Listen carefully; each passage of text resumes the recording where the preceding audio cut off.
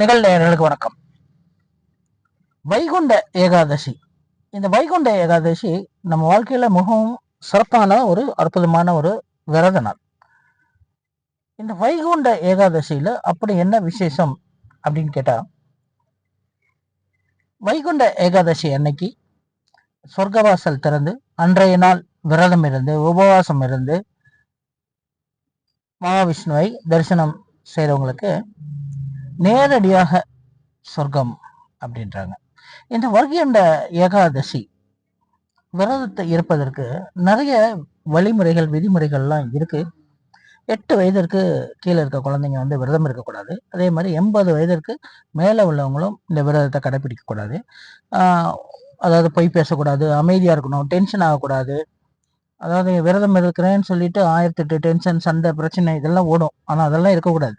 விரதம் இருந்தால் அமைதியாக பொய் பேசாமல் ஒரு நல்ல ஒரு அறநெறியோட ஒரு இரவு முழுவதும் கண் விழித்து இந்த மாதிரி ஒரு நாள் ஃபுல்லாக விரதம் இருந்து நீங்கள் வந்து விரதத்தை முடித்து நீங்கள் பகவானை தரிசனம் பண்ணால் நமக்கு வந்து மோட்சம் அப்படின்றது ஐதீகம். இந்த வைகுண்ட ஏகாதசி எப்படி உருவாச்சு, அதோட வரலாறு என்ன அப்படின்னு ஒரு கேள்வி இருக்கு. அதாவது வைகுண்ட ஏகாதசி என்பது முரண் அப்படின்னு சொல்லிட்டு ஒரு அசுரன் தேவர்களை எல்லாம் ரொம்ப வதம் பண்ணிட்டு இருந்தான். அப்போ வந்து இந்த தேவர்கள் சிவன்கிட்ட போய் முறையிட்டு இருக்காங்க. இந்த மாதிரி வந்து இந்த அசுரன் எங்களை எல்லாம் வதம் பண்றாரு, அவங்கள எங்கள்கிட்ட காப்பாத்துங்க அப்படின்னு. அப்ப அவர் என்ன சொல்லியிருக்காரு, நீங்க போய் மகாவிஷ்ணுவை பாருங்க அப்படின்னு சொல்லியிருக்காரு. அப்ப மகாவிஷ்ணு என்ன பண்ணியிருக்காரு, அப்படியா சரி அப்படின்னு சொல்லிட்டு இந்த தேவர்கள் பார்த்து நான் அவனை அழிக்கிறேன்னு சொல்லி மகாவிஷ்ணு வாக்கு கொடுத்துட்டு அந்த முருகன் கூட வந்து இவர் வந்து சண்டை போட்டிருக்காரு.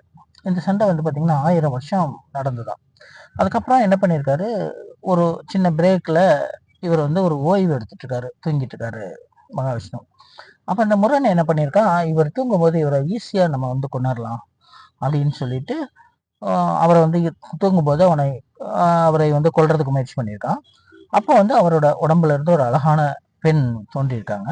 தோன்றி கையில ஒரு சின்ன வில்ல வச்சுட்டு என் கூட சண்டைக்கு வரியா அப்படின்னு கேட்டிருக்காங்க. அப்ப அந்த முரண் ஆஹா பெண் தானே ஈஸியா கொண்டுடலாம் அப்படின்னு சொல்லிட்டு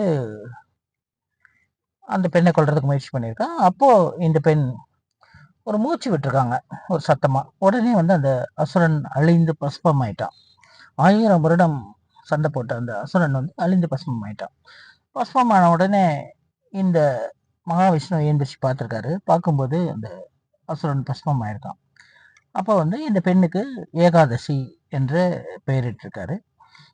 அந்த அசுரன் பஸ்பம் ஆனதுக்கு வந்து அன்னைக்கு வந்து விரதம் இருந்து யாரெல்லாம் மோட்சம் அடைகிறாங்களோ, ஏன்னா 1000 வருஷமா அந்த சண்டை வந்து ஒரு முடிவுக்கு வந்தது, இந்த தேவர்கள்லாம் வந்து காக்கப்பட்டார்கள் அப்படின்றதை நினைவு கூறும் விதமாக அன்னைக்கு நம்ம வந்து விரதம் இருந்து உபவாசம் இருந்து நம்ம வந்து மகாவிஷ்ணுவை தரிசனம் செய்யும் போது சொர்க்கவாசல் அடையலாம், நமக்கு மறுபிறவி கிடையாது அப்படின்றது ஐதீகம். நிச்சயமாக நீங்களும் இந்த விரதத்தை கடைபிடித்து மறுபிறவி இல்லாத வாழ்க்கையை பெற இறைவனை வேண்டுகிறேன். நன்றி.